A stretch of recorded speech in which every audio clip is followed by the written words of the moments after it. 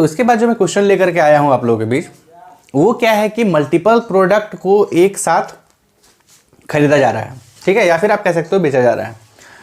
तो जब multiple product को एक साथ खरीदा जाएगा या फिर बेचा जाएगा, तो क्या उसमें प्रोसेस अलग होगा? बिल्कुल नहीं, प्रोसेस बिल्कुल सेम होगा, लेकिन वहां पे क्या करना होगा कि जो भी प्रोडक्ट इंडिविजुअल होगा उसका अलग अलग हम लोगों को MRP, discount price, selling price और सीजीएसटी, आईजीएसटी निकालना होगा, सीजीएसटी और एसजीएसटी निकालना होगा, ठीक है ना।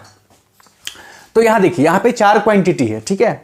क्या क्या है आपका क्वांटिटी, मतलब 4 प्रकार के प्रोडक्ट हैं, ठीक है, ये 1 2 3 4, ठीक है।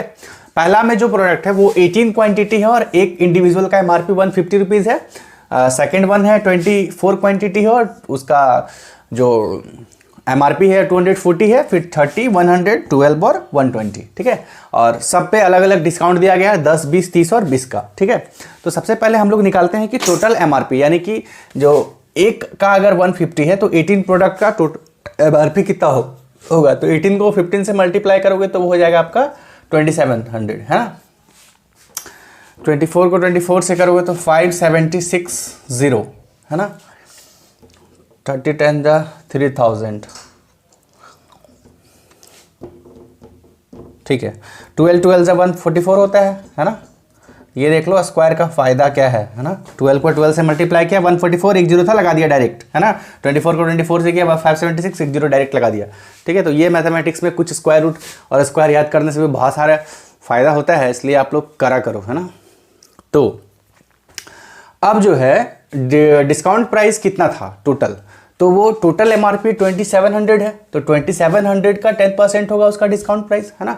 तो अगर 2700 का आप 10% निकालते हो तो वो कितना हो जाएगा, वो लगभग हो जाएगा आपका 270, है ना। करके आप देख सकते हो 10% ऑफ 2700, है ना। 10 इंटू 1/100 इंटू 27, 2020 गया। 27 को 10 से करो कितना देगा, 270 देगा, है ना, 270 देगा। तो इस तरीके से जो है वो डिस्काउंट आपका जो मिला है टोटल प्रोडक्ट पे, यानी कि 18 प्रोडक्ट पे टोटल 270 रुपये का डिस्काउंट मिला है, 270 रुपीज़ का। फिर अगर आप 5760 का निकालोगे 20%, है ना, तो निकाल लेते हैं 20% ऑफ 5760, तो कितना हो जाएगा 20 इंटू 1/100 इंटू 5760, 1010 कैंसिल, 1010 कैंसिल, है ना। तो कितना हो जाएगा 576 को 2 से मल्टीप्लाई कर दो, 2 6 12, 14 15 1 2 11, है ना। वो कितना हो जाएगा आपका 1152 हो जाएगा, 1152, ठीक है। सेम इसी तरीके से हम लोग निकालेंगे 30% किसका, 3000 का, तो वो कितना हो जाएगा 10% आपका हो जाएगा 30% ऑफ 3000, है ना। निकाल ही लो भाई, 30%, 30 इंटू 1/100 इंटू 3000, 2020 कैंसिल हो गया, 3 3 9, है ना, यानी कि 900, ठीक है, 900, 900, है ना। उसी तरीके से आप निकाल लो 144, यानी कि 1140 का 20%, है ना। तो 10% हो जाएगा आपका 114, है ना।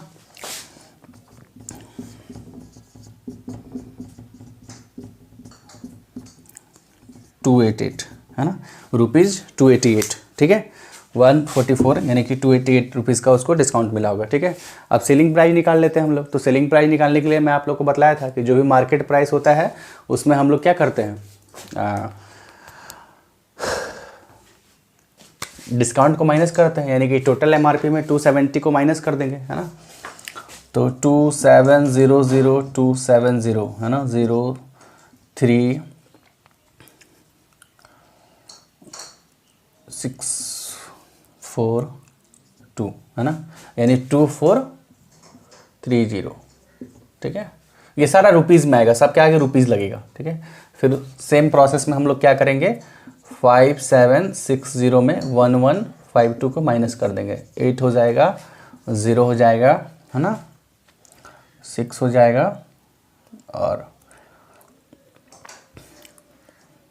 4 हो जाएगा, ठीक है, 4608, ठीक है।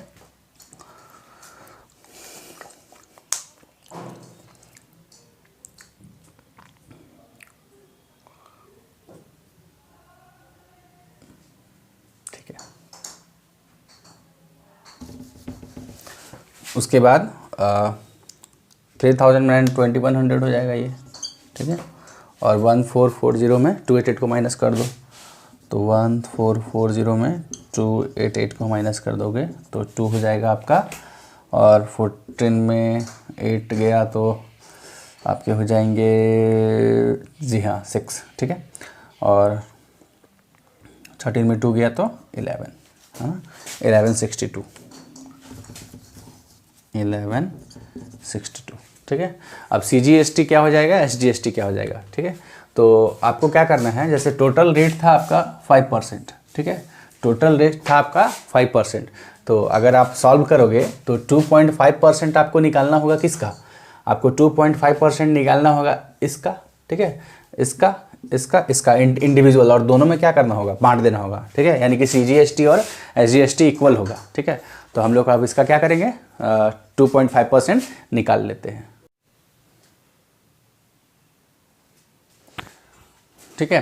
तो मैं क्या किया, सॉल्व कर लिया, चूँकि अगर हम लोग उसको इंडिविजुअल आपके सामने मैं सॉल्व करता तो वो बहुत ज़्यादा टाइम टेकन हो जाता, और बेवजह में टाइम बर्बाद करने से कोई फ़ायदा है नहीं, है ना। तो मैं क्या किया कि सबसे पहले जो भी आपका ये गिवन था, है ना, ये आपका जो था वो क्या था, गिवन था, ठीक है। दिया हुआ था कि find the amount of bill for the following intra state transaction of goods and services, the GST rate is 5%, ठीक है। GST रेट 5% था और इंट्रा स्टेट की ट्रांजेक्शन हो रही थी, क्वांटिटी दिया हुआ था, MRP दिया हुआ था और डिस्काउंट भी सारा का दिया हुआ था। आपको निकालना क्या था, निकालना था आपको टोटल MRP, डिस्काउंट प्राइस कितना था, सेलिंग प्राइस कितना था, CGST कितना होगा, SGST कितना होगा। IGST इसलिए नहीं होगा जो कि इंटर स्टेट नहीं हो रहा है, इंट्रा स्टेट हो रहा है, ठीक है।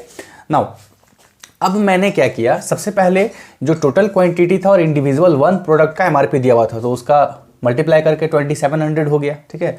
फिर 24 क्वांटिटी थे और एक का MRP 240 था तो टोटल का 5760 हो गया।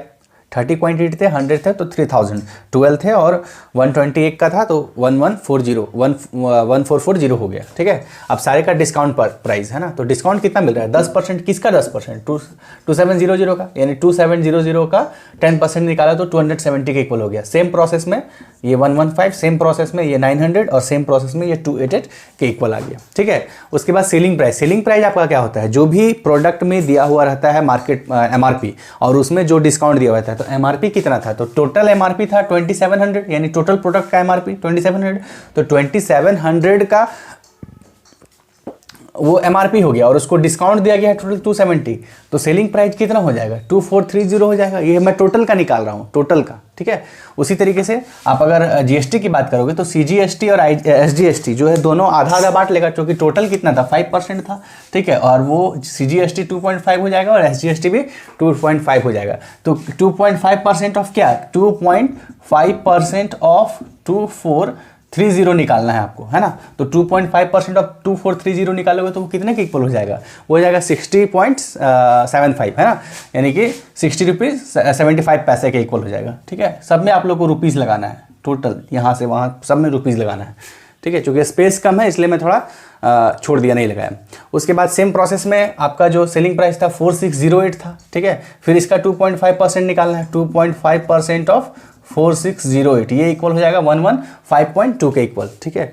फिर आप निकालोगे 2.5% ऑफ 900, वो हो जाएगा 52.5 के इक्वल, ठीक है। और चूंकि बराबर हो जाएगा ना, CG और SGST बराबर हो जाती है, 5% था, बराबर बांट रहा है, इसलिए ये 115.2 तो ये भी 115.2, ठीक है। सेम प्रोसेस में फिर इसका करोगे तो ये आ जाएगा 28.8। अगर आप इसको सबका ऐड करोगे यानी CGST टोटल आपका कितना आ रहा है 257.25, ठीक है, और SGST भी आपका कितना आ रहा है 275.25, और आपकी सेलिंग प्राइस कितनी है 10,290 रुपीज़, ठीक है, 10,290 रुपीज़। अब टोटल अमाउंट ऑफ बिल जो होता है वो क्या होता है, GST प्लस सेलिंग प्राइस होता है। तो GST क्या, GST मतलब CGST और SGST का सम।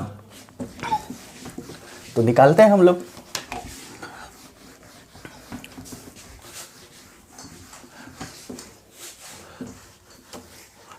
तो अमाउंट ऑफ बिल जो आपका हो जाएगा,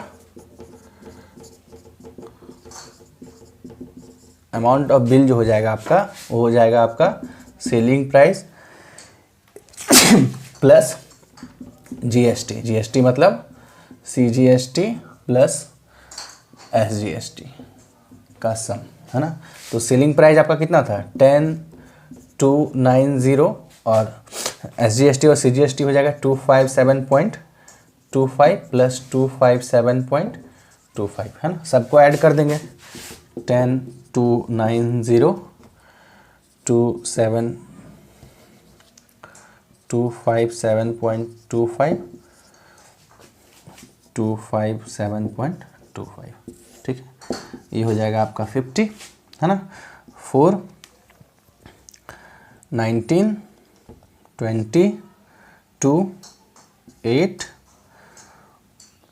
10 है ना, यानी कि 10,804 रुपीज़ 50 पैसे के इक्वल आ जाएगा ये आपका टोटल अमाउंट ऑफ बिल जो होगा वो कितना हो जाएगा 10,804 50 पैसे ठीक है, यानी कि 10,804 रुपये 50 पैसे। तो इस तरीके से आप जो है बना सकते हो। बस आपको ध्यान ये रखना है कि वो जो बातें हो रही है वो इंट्रा हो रही है या इंटर की बात हो रही है। अगर इंटर की बात हो रही है तो आपको सिर्फ IGST निकालना है, यानी कि आपको बंटवारे की ज़रूरत नहीं है, यानी CGST और SGST में बांटना नहीं है।